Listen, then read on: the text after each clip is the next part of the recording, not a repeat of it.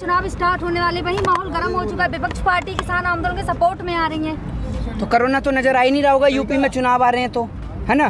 Corona का तो ऐसा ठीकरा फोड़ रखा है, 2 दिन कोरोना सड़क पे निकलता है, शनिवार और रविवार को उत्तर प्रदेश में। बाकी के 4 दिन 5 दिन लापता रहता है, खो जाता है वो। बाकी 2 दिन निकलेगा। जैसे कोरोना ने इनको फोन करके कह रखा मुख्यमंत्री को, 4 दिन तुम निकल लो बाहर, 2 दिन मैं निकल लूंगा। ऐसे इनके कोरोना से संपर्क हैं। रात को 8 बजे के बाद बंद, दुकानें सब बंद। जैसे 8 बजे के बाद कोरोना आपको फ़ोन करके निकल रहा है। आपने देश की जनता के साथ में पता नहीं क्या खिलवाड़ कर रखा है। अस्पतालों में आपके पास सुविधा है नहीं, और बहुत हुई महंगाई की मार। अब की बार माफ़ कर दे यार, सीधी सी बात है। आप ये कह रहे माफ़ कर दे, वहीं बीजेपी के इतने अच्छे काम है। गोरखपुर के लोग कहते हैं योगी जी को ही वोट हम देंगे चाहे कुछ हो जाए। आप गोरखपुर का वो क्या हैं? गोरखपुर के लोग कहते हैं। क्यों गोरखपुर के लोगों से आपका वो क्या है, ये बताइए ना। कौन सा न्यूज़ चैनल का सर्वे दिखा रहा है गोरखपुर के लोग कह रहे हैं, बताइए। भारत का है आर भारत की तो आप बात ही क्या कर रहे हैं। आर भारत ही देखती हैं क्या आप? हैं आप आर भारत ही देखती हैं और कोई चैनल नहीं देखती? मैं तो नहीं देखता जी, मैं तो देखता ही नहीं हूँ इन जैसे चैनलों को, जो बिकाऊ चैनल हैं, जो 24 घंटे मोदी मोदी मोदी मोदी करते रहते हैं। हर बात के लिए नेहरू जिम्मेदार, हर बात के लिए गांधी जिम्मेदार, हर बात के लिए कोई जिम्मेदार। मतलब 133 करोड़ जनता ने जिसको वोट दिया वो किसी बात के लिए जिम्मेदार नहीं है। नरेंद्र मोदी किसी बात के लिए जिम्मेदार नहीं है। इन्हों का एक वादा था, साहब कहते थे 2022 तक देश में कोई गरीब नहीं बचेगा। तो भैया जो 80 करोड़ लोग जिन्हें आप कह रहे हैं कि 5 किलो गेहूं और 1 किलो चना दे रहे हैं, ये अमेरिका वालों को दे रहे हैं, जापान वालों को दे रहे हैं? अब तो 2022 चल रहा है, गरीबी गरीबी है, पूरे देश को ही गरीब बना दिया आपने। तो मिल तो रहे हैं, 5 किलो राशन फ्री मिल रहा है लोगों को। आपके कान में रुई लग रही है, आपको सुना ही नहीं देता।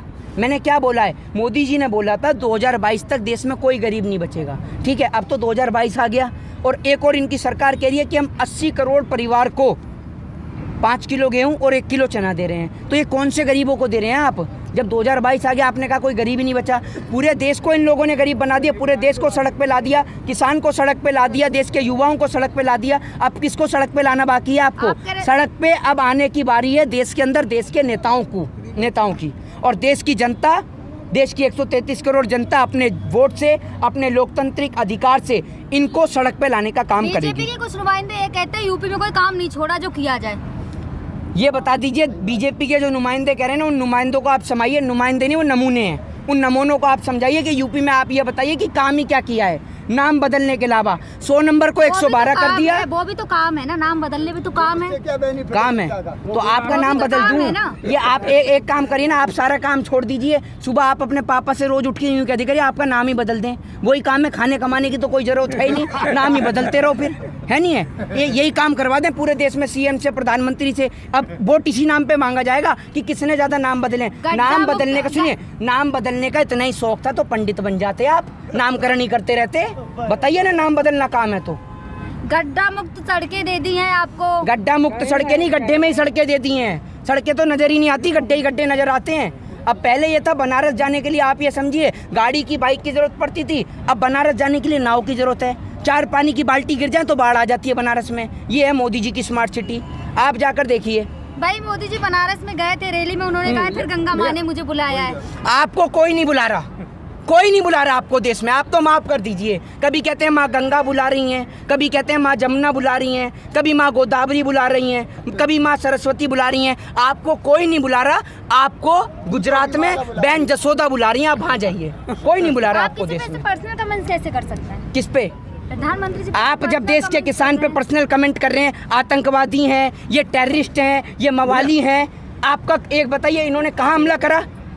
आप कैसे ना आतंकवादी कह सकते हैं? आर्टिकल 19 इस देश के अंदर, इस देश की डेमोक्रेसी में आज़ादी देता है सभी लोगों को शांतिपूर्ण तरीके से प्रोटेस्ट करने की। आप कैसे ना मवाली बता सकते हैं, कैसे ना आतंकवादी बता सकते हैं? सुनिए, जब इस देश का लोकतंत्र, जब इस देश का संविधान किसी को अधिकार नहीं देता, आज़ादी नहीं देता नेताओं के खिलाफ गलत टिप्पणी करने के लिए, तो मेरे ख्याल से इस देश का संविधान, इस देश का लोकतंत्र ये भी आज़ादी नहीं देता कि देश के नेता इस देश की जनता को लेकर कोई भी गलत तरीके की टिप्पणी करें। आपसे एक क्वेश्चन पूछना चाहूंगी, अगर बीजेपी नहीं आती है यूपी में तो कोई तो ऐसी पार्टी होगी ना जो आएगी? आ जाएगी। जो पार्टी जिसको किसान वोट देगा वो अपने आप आ जाएगी। जनता जिसको वोट देगा। तो विपक्ष मजबूत है कहाँ? जहाँ पहले महंगाई बढ़ती थी वही विपक्ष सामने आता था। आप तो कलकत्ता में भी कह रहे थे विपक्ष है ही नहीं। आप तो कलकत्ता में भी कह रहे थे विपक्ष नहीं है। वहाँ की बात मत कीजिए, वहाँ उनकी सरकार क्यों? हाँ, वहाँ की बात मत करिए, वहाँ मोदी जी हार गए आपके, है ना। वहाँ की बात मत करिए, वहाँ आपके मोदी जी हार गए, इसलिए वहाँ की बात मत करिए। राजस्थान की बात मत करिए। यूपी बड़ा है, यूपी छोटा नहीं है ना। यूपी बड़ा है, हाँ। बाकी पश्चिम बंगाल तो जरा सा है ना, दिखाई भी नहीं देता नक्शे में, है ना। वहाँ की बात मत करिए आप, बोलिए आप क्यों नहीं करते आप वहाँ की बात? और यूपी में वहाँ पे जाति फर्क है ना, होते ना, यहाँ होते हैं। अच्छा, वहाँ जातिवाद के वोट नहीं रहते। मोदी जी बोलते थे वहाँ जातिवाद का कोई वोट नहीं है। वहाँ होते नहीं है ना, यहाँ क्या नहीं होते? वहाँ तो बता रहे थे हिंदू खतरे में। हिंदू मुस्लिम चलता है ना, यूपी में तो हिंदू मुस्लिम चलता है। कैसे चलता है हिंदू मुस्लिम? इस देश की जनता समझदार नहीं है।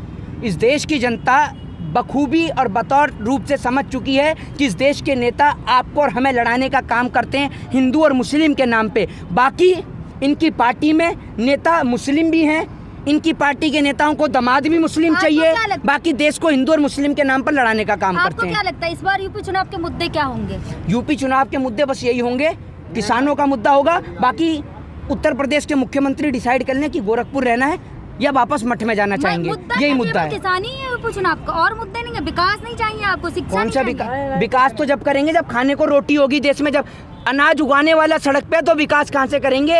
आपको एक बात बताइए, आपको खाली शौचालय बनाकर दे दिया इन्होंने, जब खाने को पेट में रोटी नहीं तो खाली शौचालय में ही बैठी रहेंगी? ये बताइए ना आप, कुछ काम भी तो करिए, पहले खाने को अनाज होना चाहिए। तो किसान के ऊपर बात होगी, यही सबसे बड़ा अहम मुद्दा है। उसके बाद में शिक्षा, स्वास्थ्य और बेरोजगारी। अभी तो मोदी जी इतना तारीफ करके आए योगी जी। हाँ, आपकी भी तो तारीफ करते हैं मोदी जी, आप ही लोग सुनते हैं मोदी जी की तारीफ, और मोदी जी आप ही की तारीफ सुनाते हैं, क्योंकि आप लोगों का तो काम ही यही है मोदी जी को सुनना 24 घंटे। किसान को आप सुनते नहीं है, किसान को लेकर तो आप कहते हैं मेरे को सुनाई नहीं दे रहा। तो आप पतंजलि की कान में आई ड्रॉप डालिए और सुनिए बखूबी तौर पर किसान की आवाज को।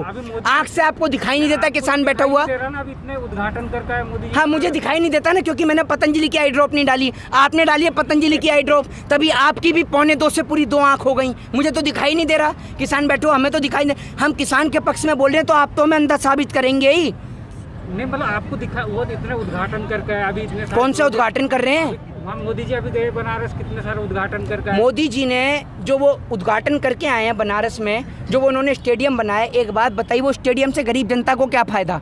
वो बुक होगा बड़े बड़े नेताओं के लिए, जब उनकी सभाएं होंगी, आम जनता को क्या उसमें बैठ के भंडारा खिलाया जाएगा?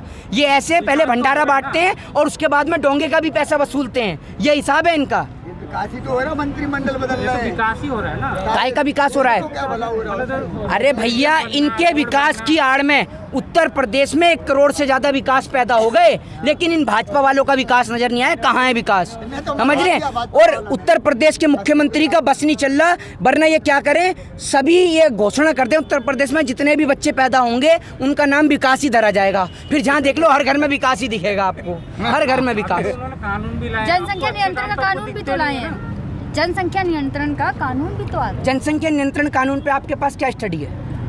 क्या स्टडी है आपके पास जनसंख्या नियंत्रण कानून पे? सरकार के पास होगी तभी तो। मैं आपको बताता हूँ, अरे सुनिए, सरकार के पास कुछ स्टडी नहीं है। सरकार अगर इतने पढ़ी लिखी होती है तो प्रधानमंत्री डिग्री दिखा देते अपने, जैसे बात बात पे टेलीविजन पे आ जाते हैं ना, तो डिग्री लेके ही खड़े हो जाते हैं सीधा टेलीविजन पे, ये देख लो मेरी डिग्री। दिखाए तो थे। कहाँ दिखाई थी आपको? घर पे आके दिखाई थी। तो क्यों मोदी जी के हाथ में नहीं दिखा सकते डिग्री? अमित शाह क्यों दिखाएंगे? असिस्टेंट है उनके। मोदी जी ने क्यों नहीं दिखाई? दिखाई तो किसी ने तो दिखाई। जिसकी डिग्री है वो नहीं दिखा रहा, आप दिखा रहे हैं, है नहीं है? क्या बात करते हैं आप भी। अब सुनिए, जनसंख्या नियंत्रण की आपने बात करी। चाइना में 1980 के आसपास 1980 में कानून लाया गया एक बच्चे का, ठीक है, जिसके तहत इन्होंने चाइना में फिर दूसरी बार इन्होंने लाया 2 बच्चे का कानून। उसके बाद इन्होंने करा 3 बच्चे का कानून। आपको पता है 3 बच्चों का कानून क्यों करा चाइना ने? बताइए, बताइए ना, आपको क्या पता है? जनसंख्या कम, जनसंख्या कम करने के लिए 3 बच्चों का कानून ले आएंगे। वहाँ पॉपुलेशन कम हो गई थी, इस वजह से पॉपुलेशन कम हो गई थी तो इसलिए 3 बच्चों का कानून ले आएंगे। इसीलिए कहता हूँ, सरकार को सुनने से बेहतर है थोड़ा सा पढ़िए, देश के स्तर को रीड करिए, आप देश में क्या चल रहा है, जनसंख्या कानून है उसको भी रीड करिए। 3 बच्चों का कानून इसलिए लाया गया क्योंकि वहाँ पर युवाओं की संख्या, यंगस्टरों की संख्या जो है वो घट गई थी, बुजुर्गों की संख्या बढ़ गई थी, ठीक है। और अगर जनसंख्या ही समस्या होती ना, तो चाइना आज विश्व का सबसे गरीब देश होता और नेपाल सबसे अमीर देश होता। तो इसीलिए आप जनसंख्या नियंत्रण कानून को पूर्ण रूप से पढ़िए कि एक बच्चे वाले को जो सरकारी नौकरी मिल रही है तो क्यों मिल रही है, और अगर किसी के एक बच्चे हैं तो सरकार को कैसे पता कि उसका एक बच्चा है और दूसरा नहीं हो सकता। तो इसको पढ़िए अच्छी तरीके से, उसके बाद देश की जनता से और देश के लोगों को भी समझाइए। जय हिंद, जय भारत, वंदे मातरम।